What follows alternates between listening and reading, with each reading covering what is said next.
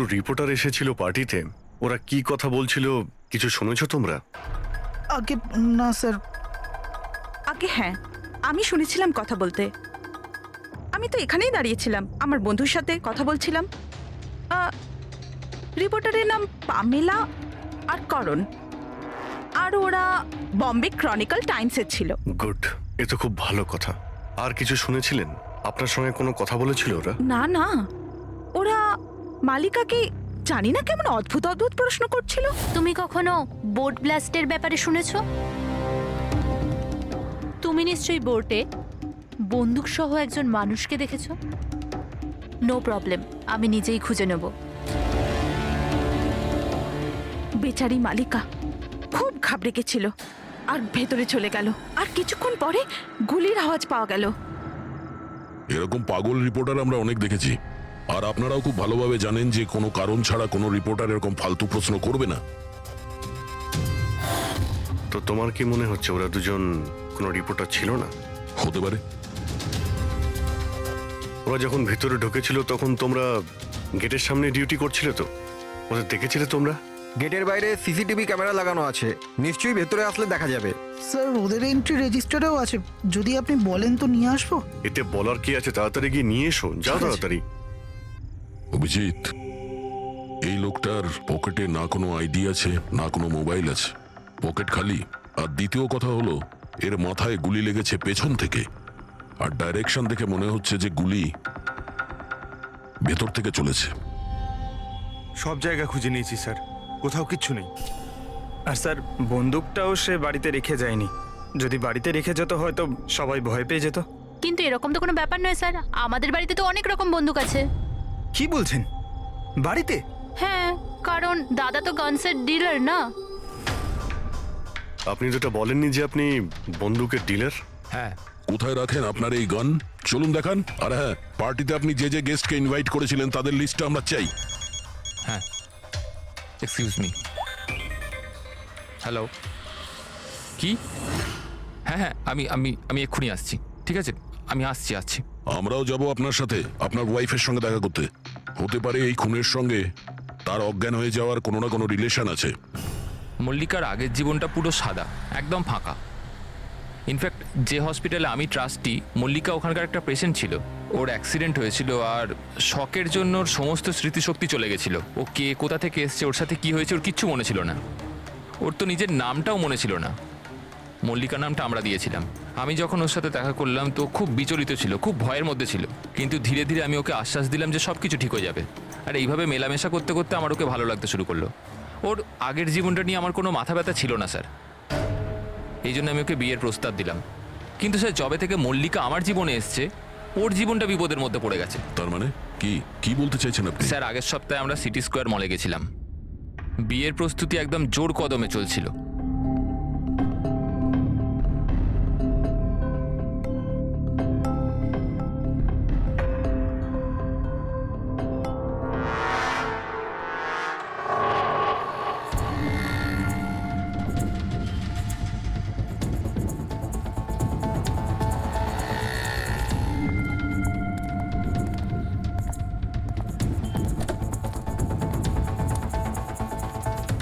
Madam, মনে হচ্ছে আমি আপনাকে আগে কোথাও দেখেছি।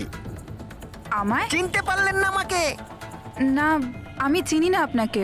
কি বলছেন চিনতে পারলেন না? এই দেখুন পোড়া মুখ, বোট, কিছু মনে পড়ছে না আপনার? না সরি, আমি আপনাকে চিনি না। কি বলছেন আপনি চিনতে পারছেন না? আমি জানি তো আপনি দিয়া ম্যাডাম, তাই না? আপনার কিছু ভুল হচ্ছে। আমার নাম মল্লিকা। আরে আপনি দিয়া ম্যাডাম তো। বোটে আপনি এসেছিলেন আপনার জন্মদিন পালন করতে, মনে নেই? না। নেই কি করে? আপনি মনে করুন। আরে আমার হাত- এই দেখুন আমার পোড়া মেরান মুখ। তো।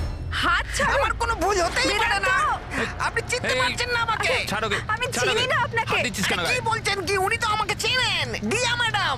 এনার জন্যই আমার মুখটা পুড়ে গেছে, এখন আমাকে চিনতেই অস্বীকার করছে। তুই এখান থেকে বেরো, না হলে কিন্তু আমি পুলিশকে ডাকবো। আরে পুলিশ! আরে পুলিশ! এই, দাঁড়া, দাঁড়া। পুলিশকে ডাকবে ও। কিছু হয়নি, it's all right, it's all right. চলো চলো, তুমি গাড়িতে বসো। সেই লোকটা আর কোনোদিন সামনে এসেছিল? না স্যার, কিন্তু ওর দুদিন পরে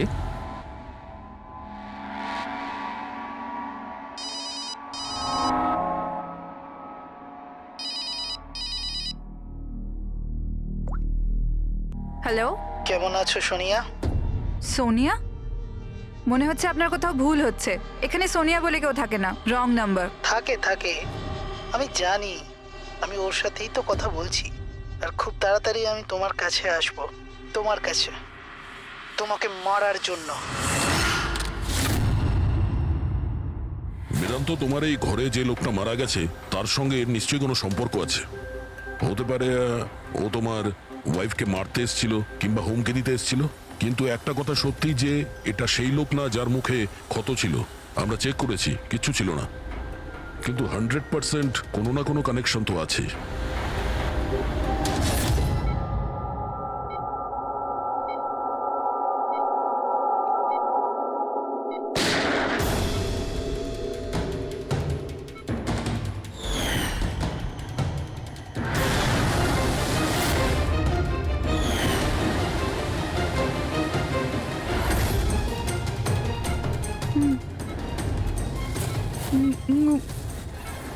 গুলি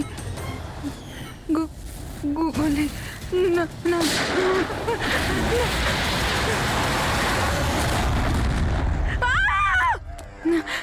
না, ইনজেকশন। না, কাম ডাউন। আমাকে ছেড়ে দাও, আমি কিছু করিনি, ছেড়ে দাও। Mallika, are you alright? Relax, তুমি হসপিটালে আছো, একদম সেফ আছো। মল্লিকা, মল্লিকা, মল্লিকা কেমন আছো তুমি? হ্যাঁ, ও গড, কেমন, ঠিক আছো তো তুমি? ঠিক আছো?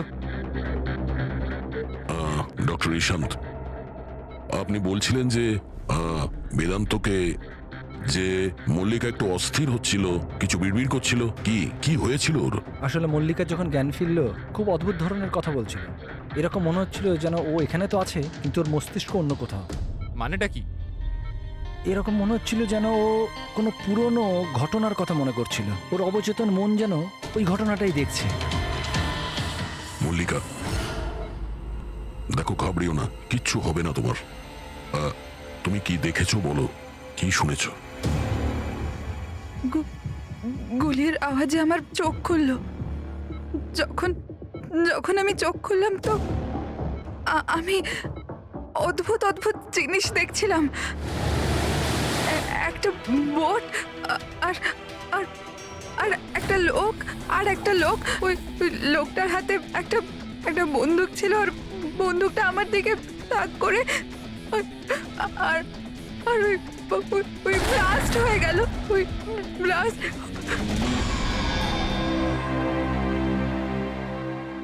ডাক্তারবাবু, এমনটা তো নয় যে মেডিকেশনের জন্য ওর হ্যালুসিনেশন হচ্ছে, কারণ আমি কখনো ওকে কোনো বোটে নিয়েই যাইনি, তো জানি না, বুঝতে পারছি না তো আমি কিছু। ভালো হতে পারে যে তোমার সঙ্গে দেখা হওয়ার আগে কোনো বোটে গেছিল। হ্যাঁ, তবে তুমি তো বলেছিলে না যে তুমি যখন ওর সঙ্গে দেখা করেছিলে ওর আগের জীবনের কথা কিছু মনেই ছিল না। এক্স্যাক্টলি, এরকম মনে হচ্ছিল যেন ওর কোনো পুরনো ঘটনা বা ওর জীবনের কোনো মুহূর্ত ওর মস্তিষ্কে নাড়া দিচ্ছে। ডাক্তারবাবু, আপনি তাহলে বলতে চাইছেন যে এটাও মল্লিকার জীবনের গল্পের একটা অংশ? হতে পারে সেটা। আমাদের সাবকনসিয়াস মাইন্ড কখনো কখনো কোনো ঘটনাকে, ওর মেমোরিকে মনের মধ্যে আঁকড়ে ধরে রাখে। আর ওই ঘটনার সঙ্গে সম্পর্কিত কোনো ঘটনা বা জিনিস সামনে আসে, তাহলে ওই ঘটনাটা আবার পুনরায় মনে আসে। বেদান্ত, মনে হচ্ছে তোমার ভয় ঠিকই ছিল। মল্লিকার জীবনের ঝুঁকি আছে। ওই লোকটা যে তোমার বাড়িতে মারা গেছে ওই ষড়যন্ত্রের সঙ্গে যুক্ত আছে। কিন্তু এটা আপনি কিভাবে বলতে পারেন? সেই কারণেই তো করোনার পামেলা মল্লিকাকে উল্টোপাল্টা প্রশ্ন করছিল যে তুমি কখনো কোনো বোটে চেপেছো কিনা, কিংবা কোনো লোককে বন্দুক হাতে দেখেছো কিনা। এই কেস একটা অন্যের সঙ্গে যুক্ত। প্রথমে তো এটা জানতে হবে বেদান্তর ঘরে ওই গুলিটা চালিয়েছে কে।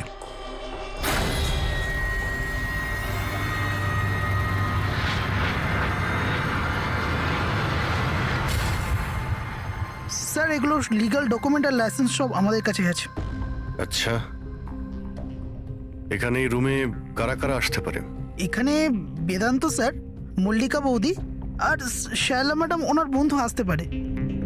অদ্ভুত তো, এখানে তো সবাই আসতে পারে। অনেকে এখানে আসতো, তার মানে তো যে কেউ বন্দুক নিয়ে এখান থেকে ইউজ করতে পারে। স্যার, হ্যাঁ স্যার, এরা দুজন রিপোর্টার সেজে এসেছিল, সিসিটিভি ফুটেজে ধরা পড়েছে। মিডিয়া অফিসগুলো থেকে খোঁজ নিয়ে জানতে পারলাম যে এরা কোনো অফিসেই কাজ করে না। নকল রিপোর্টার? ঠিক আছে, এদের ব্যাপারে খোঁজ নাও আর এখানকার সমস্ত বন্দুক বাজেয়াপ্ত করো।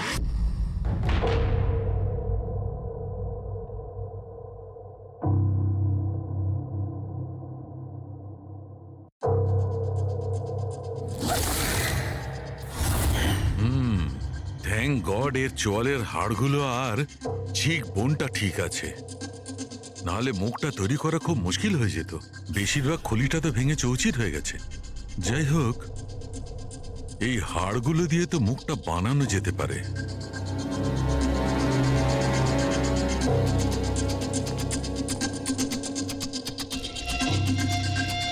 এর মধ্যেই আছে সেই বন্দুকটা যেটা দিয়ে ওকে গুলি করা হয়েছে।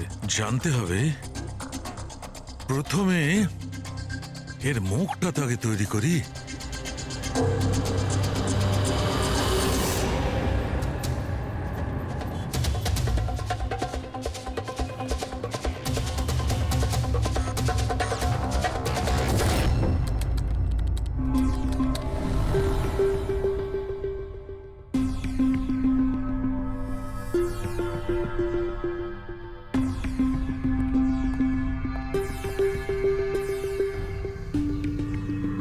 মল্লিকার কাছে যে সোনিয়ার নাম করে হুমকি দেওয়া ফোন আসছিল, সেটা পিসিও থেকে আসছিল, সেখান থেকে খুঁজে বের করা খুব মুশকিল। আর এই লোকটা মানে অর্ধেক পুড়ে যাওয়া লোকটা যে ওকে ভয় দেখাচ্ছিল, এর কোনো ক্রিমিনাল রেকর্ডও নেই।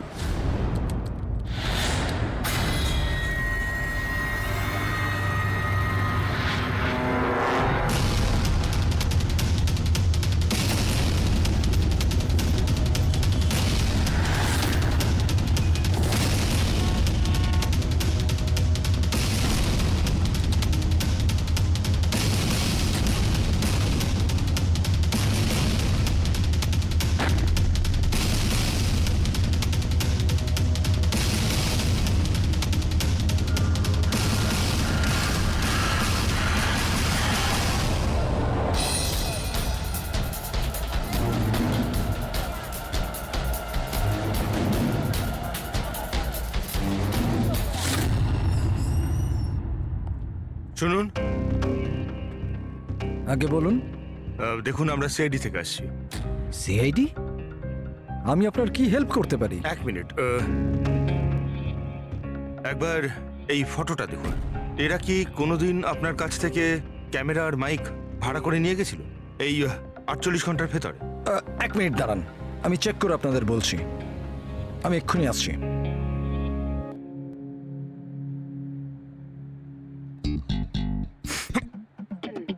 কি হয়েছে? আরে ধরিস না, খারাপ আরে হয়ে যাবে। কিচ্ছু হবে না। আরে ওগুলো তো দেওয়ালে এমনিই টাঙানো রয়েছে। কি ফ্রেডি স্যার? আগে হ্যাঁ, এ করণ আর পামেলা, এরা 48 ঘন্টা আগে আমাদের এখান থেকেই মাইক আর ক্যামেরা ভাড়া করেছিল।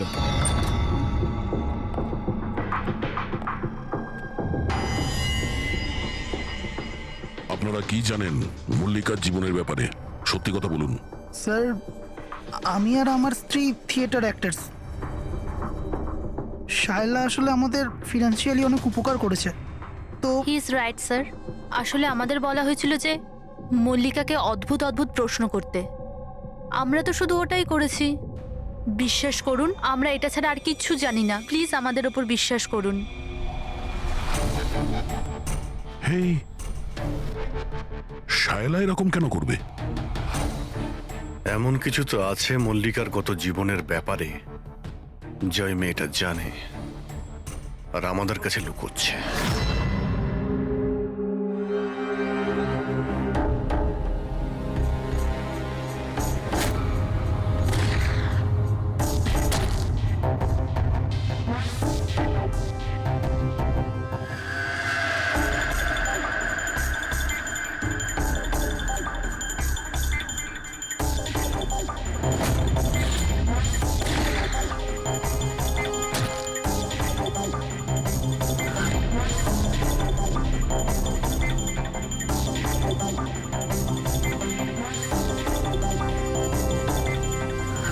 তাহলে এইটা হচ্ছে ওর মুখ।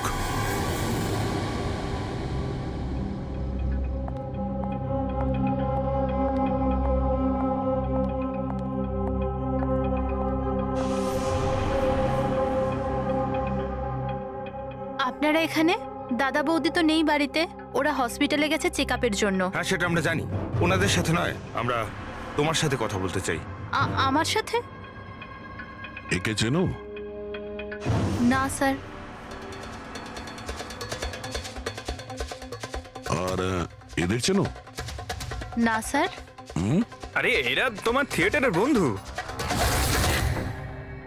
তুমি তো এটা বলনি যে তুমি অ্যাক্টরদের কাজও দাও। এই পার্টিতে তুমি ওদের ডেকেছিলে না, মল্লিকাকে ভয় দেখাতে আর উল্টোপাল্টা প্রশ্ন করার জন্য? এবার তাড়াতাড়ি বলে দাও, এসব তুমি কেন করেছিলে? কি জানো তুমি মল্লিকার ব্যাপারে? হ্যাঁ, ওর আগের জীবনের ব্যাপারে? আর সেই লোকটার ব্যাপারেও, যার মৃত্যু তোমাদের বাড়িতে হয়েছে। আমি কিচ্ছু জানি না। মানে বলতে চাইছি, আমি মল্লিকার ব্যাপারে কিচ্ছু জানি না।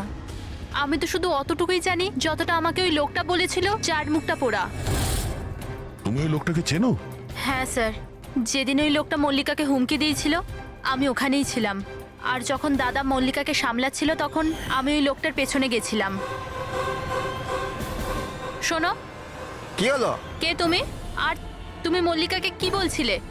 কি করে জানো তুমি ওকে? এটা আপনি আমায় কেন জিজ্ঞেস করছেন? ওনাকে জিজ্ঞেস করুন, যে মল্লিকা সেজে ঘুরে বেড়াচ্ছে ওনাকে জিজ্ঞেস করুন। দিয়াকে উনি বলবেন যে 1 বছর আগে কি হয়েছিল বোটে। হ্যাঁ, এই দেখুন, এই সব কিছু ওর পরিণাম।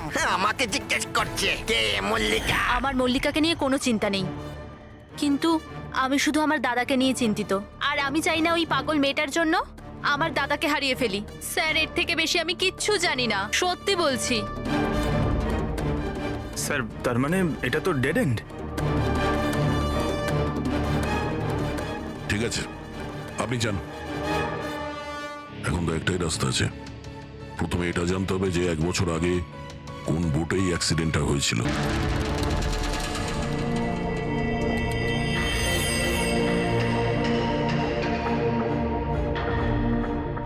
এমন যতগুলো কেস হয়েছে সব কটা দেখো 10 মাস থেকে 1 বছরের মধ্যে।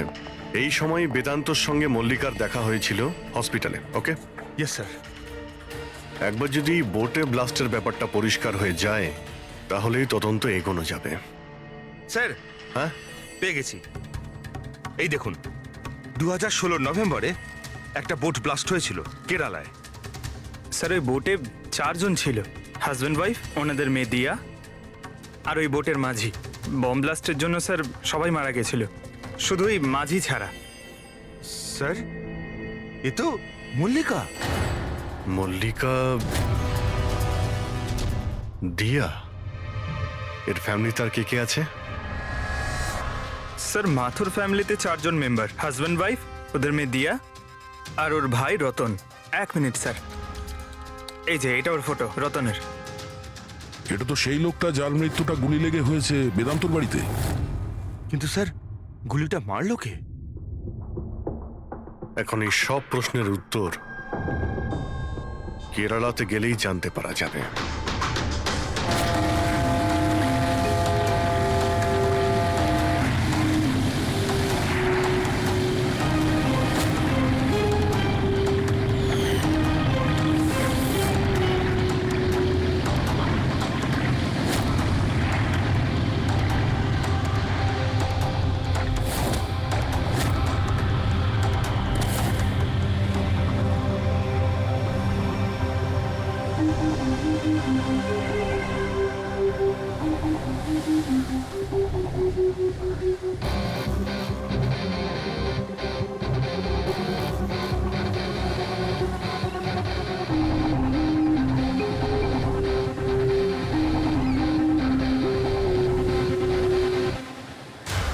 এই জালটাকে ভালো করে ধুতে হবে। সুব্রমণিয়াম, ভালো করে দড়ি দিয়ে বাঁধো।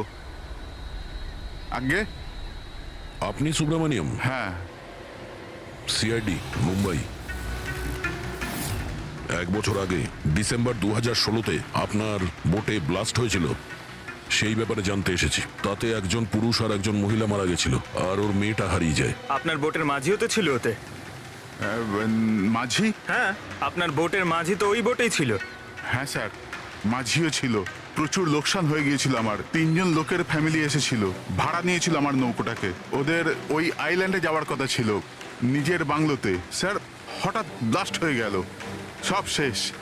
আমার নৌকোটাও, আমার আমার মাঝিটাও, ও বেচারাও খুব কষ্ট পেয়েছিল, অর্ধেক মুখ জ্বলে গিয়েছিল ওর। আচ্ছা, এই কান্তকে এখন কোথায় পাওয়া যাবে?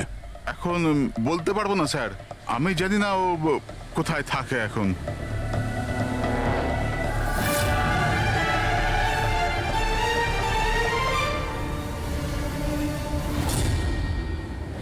ইশারা কাকে করছিলেন? ইশারা? হ্যাঁ? ও স্যার, কে ওদিকে? স্যার, আমার স্যার,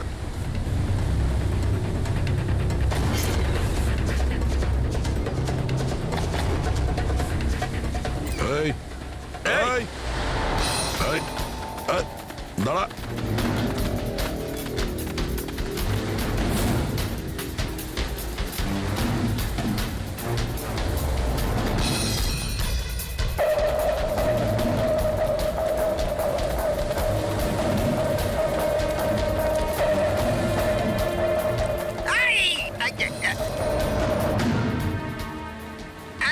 ছেড়ে দিন আমায়, ছেড়ে দিন আমায়, মুখটা ছেড়ে তো দিন। দেখা। তুমি, হ্যাঁ, তুমি মল্লিকাকে মারতে চেয়েছিলে, হ্যাঁ, আর রতনকে মারার জন্য বেদান্ত ম্যানসনে ঢুকে গেছিলে, তাই তো? এই আবার যাবো। আর ওখান থেকে পালিয়ে এখানে চলে এসছো লুকানোর জন্য? না কেন করেছো তুমি এটা, বলো? না না স্যার, আমি আমি কাউকে খুন করিনি। আমি লুকোনোর জন্য পালাচ্ছি না, আমার প্রাণ বাঁচানোর জন্য পালাচ্ছিলাম। আচ্ছা, রতন মরে যাওয়ার পর আমাকে এখানে আসতেই হলো। আপনারা এখনো বুঝতে পারলেন না? ওই মল্লিকা পুরোপুরি পাগল। ও মল্লিকা বিপদে নেই, দিয়া নিজেই বিপদ। কি বাজে কথা বলছো? হ্যাঁ, ওই বেচারি তো অসুস্থ, আর তুমি ওকে সবসময় বিরক্ত করছিলে। না স্যার, ওই মেয়েটা আপনাদের বোকা বানাচ্ছে। বোটে কি হয়েছিল আমি আপনাকে জানাচ্ছি।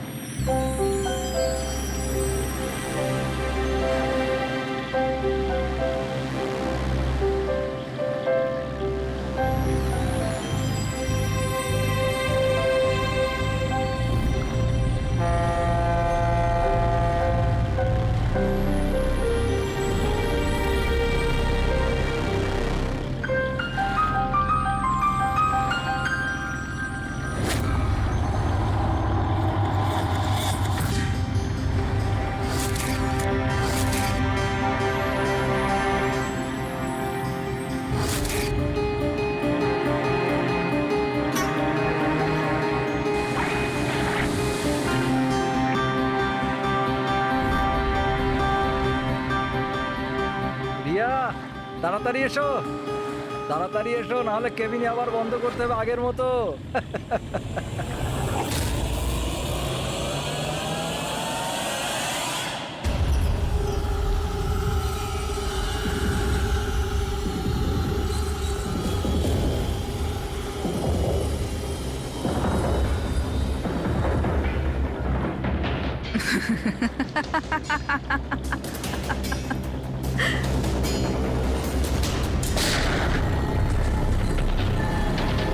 এটা আপনি কি করলেন? নিজের বাবা মাকে মেরে ফেললেন। দিয়া ম্যাডাম, এটা আপনি কি করলেন? কে দিয়া ম্যাম? আমার নাম সোনিয়া। সোনিয়া দুজনকে কোনো দিন ছাড়ে না। এক, যে ওকে ঘরে বন্দি করে। দ্বিতীয়, যে ওকে খারাপ কাজ করতে দেখে আমাকে নেয়। মারবেন না।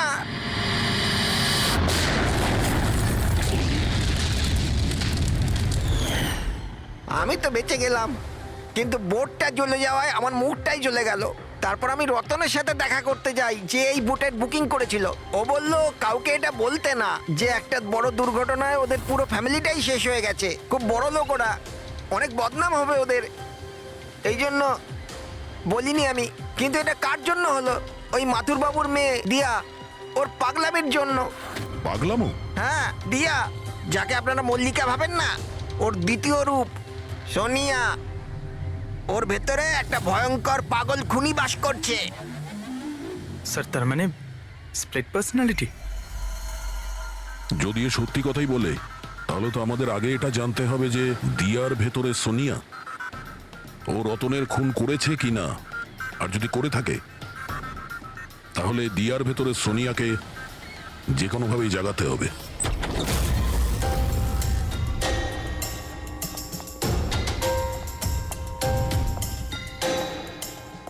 মিস্টার বেদান্ত, আপনি কিছুক্ষণের জন্য এখান থেকে চলে যান তো। আরে কিন্তু আপনারা এসব করছেনটা কি? তুমিও চলে যাও এখান থেকে। কিন্তু কিছু বলুন তো, ব্যাপারটা কি? সবকিছু বলবো, আপনি আগে এখান থেকে চলে যান প্লিজ। যান যান বাইরে। যান, তুমিও যাও। না না, আপনি না, আপনি ওখানে বসুন। স্যার, আপনি বসুন ওখানে। বেদান্ত, চলুন বসুন ওখানে। কি হয়েছে স্যার? সব ঠিক আছে? কিছু হয়নি, এবার হবে। আজকের পর থেকে না আপনি বেদান্তর সঙ্গে দেখা করবেন আর না ওর বোনের সঙ্গে। শুধুমাত্র এদের দুজনের সঙ্গেই না, তুমি কারোর সঙ্গে দেখা করবে না। হ্যাঁ, কিন্তু কিন্তু বাদ দাও। একটা কথা পরিষ্কার করে শুনে রাখো সোনিয়া, না তুমি কারোর সঙ্গে দেখা করবে আর না কারোর সঙ্গে কথা বলবে। আর আমাদের পারমিশন ছাড়া তুমি এই বাড়ি থেকে এক পাও বাইরে রাখবে না। এই বাড়িতে তুমি বন্দি। সোনিয়া, কেন কেন কেন যাব না? যাব, নিশ্চয়ই যাব। যাব। এইভাবে কথা বলবে না, আমি যাবই। তুমি কোথাও যাবে না। তুমি এইভাবে কথা বলবে না। বাইরে যাওয়া তো দূরের কথা, এই জলটা এখানে রাখা রইলো। আমাদের পারমিশন ছাড়া তুমি এই জলটাও খেতে পারবো না, বুঝেছো?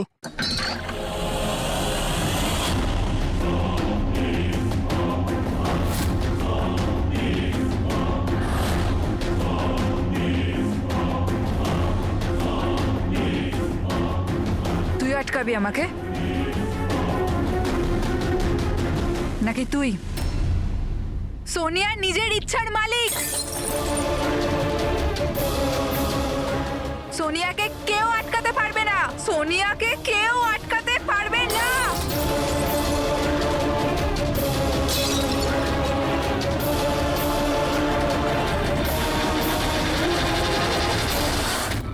কাউকে ছাড়বো না, কাউকে ছাড়বো না আমি। ছাড়ো, ছাড়ো, ছাড়ো। এদিকে চুপ করে বসো। না, না, কিচ্ছু করতে পারবে না তোমরা, কিচ্ছু করতে পারবে না। সোনিয়া থাকতে দিয়ার কেউ কিচ্ছু করতে পারবে না, কিচ্ছু করতে পারবে না।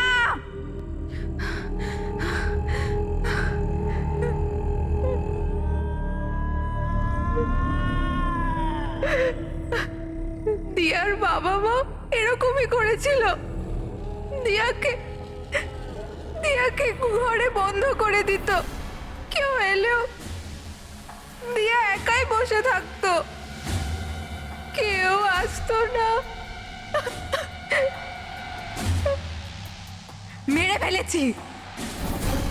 মেরে ফেলেছি আমি দিয়ার বাবা মাকে। তোমাদেরও মেরে দেব, তোমাদের সবাইকে মেরে দেব। কে তুমি? তোমার আসল পরিচয় কি?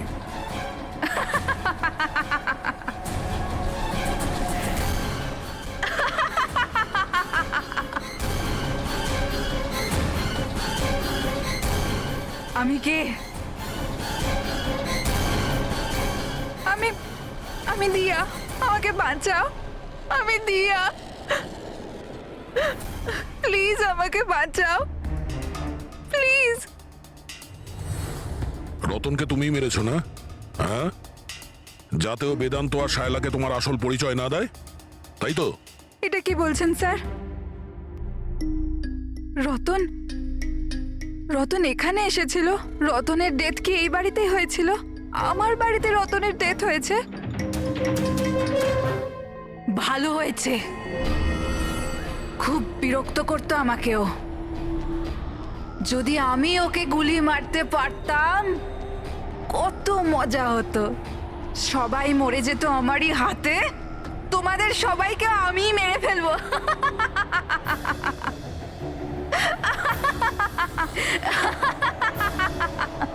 খোলো আমাকে, আমি বলে দিচ্ছি, আমাকে খুলে দাও, না হলে তোমাদের সবাইকে মেরে ফেলবো।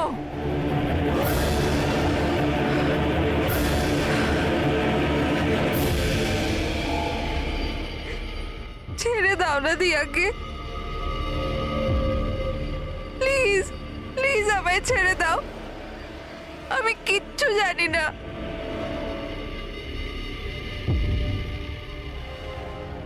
বেদান্ত, বেদান্ত, বেদান্ত, তুমি কোথায় গেলে? বেদান্ত কোথায়? প্লিজ আমাকে এখান থেকে নিয়ে যাও। খুলে দাও, খুলে দাও আমাকে।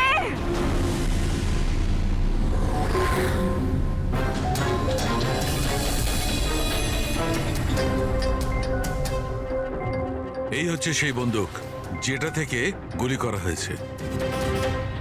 এবার অভিজিৎ, তুমি এক কাজ করো, এই বন্দুকটা নাও আর ওই সেকেন্ড ফ্লোরে যে উইন্ডোটা আছে ওখানে গিয়ে একে গুলি করো। ওখান থেকে? Come on go. আরে স্যার, এটা 9mm বন্দুক। যদি আমি জানালা থেকে দাঁড়িয়েও এই ডামিকে গুলি করি তাহলে গুলিটা ডামি পর্যন্ত পৌঁছানোর আগেই নিচে পড়ে যাবে। রেঞ্জ খুবই কম হয়, এর গুলি লাগবেই না। আচ্ছা, ওর গুলিটা লাগবেই না। ওকে, এর গুলিটা যদি ওখান থেকে না লাগে তাহলে দয়া দয়া তুমি এক কাজ করো, তুমি এখান থেকে 7-8 ফুট দূর থেকে একে গুলি করো। Come on.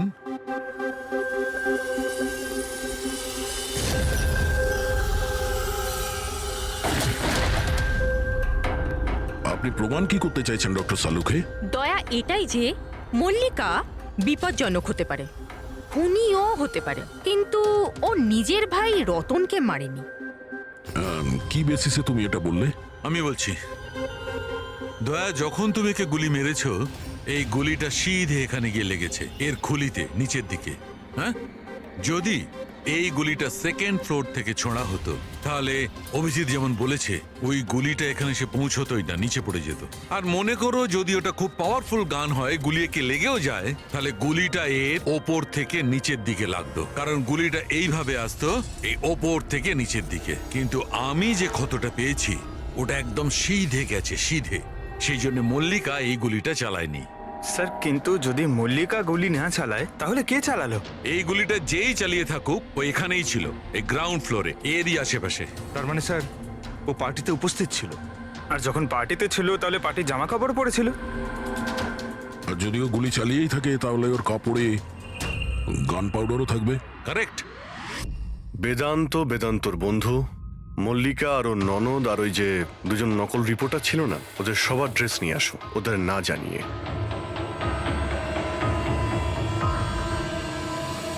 আমাদের কাছে এটা একটা অদ্ভুত কেস ছিল।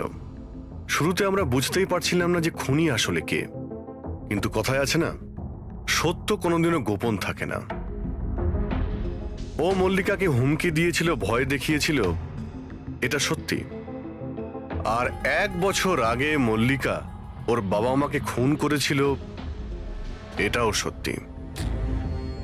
কিন্তু মল্লিকার ভাইয়ের খুন না মল্লিকা করেছে আর না নৌকো চালক করেছে।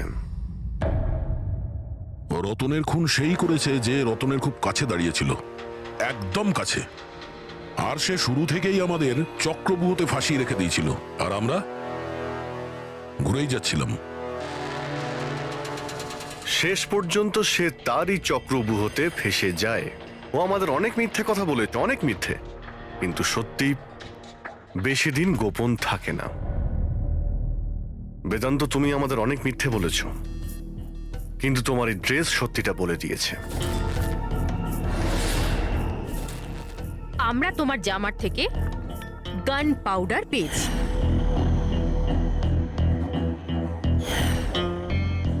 আমি রতনকে গুলি মেরেছিলাম। রিসেপশনের একদিন আগে ওর একটা ফোন এসেছিল, আর ও রিসেপশনের দিনও এখানে এসেছিল। আমি ওর সাথে একা দেখা করতে গেলাম, কি সব উল্টোপাল্টা কথা বলছিল যে মল্লিকার মাথার ঠিক নেই, ওর নাকি ডিসঅ্যাসোসিয়েট ডিসঅর্ডার আছে, স্প্লিট পার্সোনালিটি, জানি না আরো কি সব বলছিল মল্লিকাই নাকি ওর মা বাবাকে মেরেছে, আর ও আমাকেও নাকি মেরে দেবে। খুব রাগ হয়েছিল ওর ওপরে। যখন আমি ওর কথা না শুনে ওকে এখান থেকে বেরিয়ে যেতে বললাম, তো আমাকে ধমকি দিল যে ও নাকি পুলিশে গিয়ে সব কিছু বলে দেবে। ও তো ভয় পাচ্ছিল যাতে মল্লিকা না ওর খুন করে দেয়। তারপরে খুব অদ্ভুত কথা বলছিল যে মল্লিকা পাগল হয়ে গেছে, জোরে জোরে চিল্লাতে শুরু করে দিল। বলছিল যে মল্লিকাকে ঘরের ভেতর আটকে রাখো, না হলে সবাইকে মেরে দেবে। আমি ওর কথা শুনলাম না, আর ওকে বললাম যে ও যেন ওখানেই দাঁড়ায়।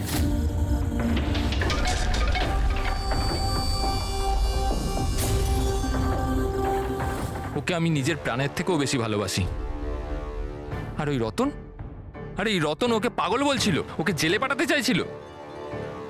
সবকিছু শেষ হয়ে যেত, মল্লিকার জীবন, আমার ইমেজ, এই সব কিছু শেষ হয়ে যেত। সেটা তো মিস্টার বেদান্ত ধরে নাও শেষ হয়েই গিয়েছে। আর তুমি এটা কি করে ভাবলে যে তুমি কারো খুন করে দেবে আর তোমার জীবন আর ইমেজ ঠিক থাকবে? হ্যাঁ, মল্লিকা ওরফে দিয়া এই অপরাধ অজান্তে করেছে, সজ্ঞানে করেনি। কিন্তু তুমি সবকিছু জেনে এই অপরাধ করেছো। সেই জন্য মল্লিকা যাবে অ্যাসাইলামে, আর তুমি যাবে গরাদের ভিতরে। স্যার, এ আমার বোন শায়লা। রিসেপশনের পুরো ফাংশনটা এই অর্গানাইজ করেছিল। হ্যাঁ স্যার, আমরা সবাই ফাংশনে বিজি ছিলাম, তখনই গুলি চালানোর আওয়াজ শুনতে পেলাম আমরা। তার আগে কি হয়েছিল আমি আপনাকে বলছি। স্যার, 2 দিন আগেই আমার বিয়ে হয়েছে মল্লিকার সাথে, আর আজকে ছিল রিসেপশন। সবকিছু ঠিকঠাক চলছিল। মল্লিকা আমার সকল বন্ধুদের সাথে, সব কলিগদের সাথে আলাপ করছিল। হ্যাঁ, কিছু লোক ছিল যাদের মল্লিকাকে নিয়ে প্রবলেম হচ্ছিল, কারণ ওরা ভাবছিল মল্লিকা আমার স্টেটাসের সমান নয়। বেদান্ত এই মেয়েটাকে বিয়ে করেছে, আর কোনো মেয়ে পেল না? কমসে কম কোনো নিজের স্ট্যাটাসের মেয়েকে নিয়ে আসতো। জানি না কোন বস্তি থেকে নিয়ে এসেছে একে। আই এম শিওর যে একে ফাঁসিয়েছে। কিন্তু আমার এইসব কথায় না তো কোনো সমস্যা হয়েছে, না তো হবে। হঠাৎ আমি দুজনকে পার্টিতে আসতে দেখলাম, একটা লোক এবং একজন মহিলা, হাতে ক্যামেরা, গলায় আইডি কার্ড। আমি ভাবলাম হবে হয়তো কোনো রিপোর্টার। তারপর মল্লিকার সাথে কথা বলা শুরু করলো।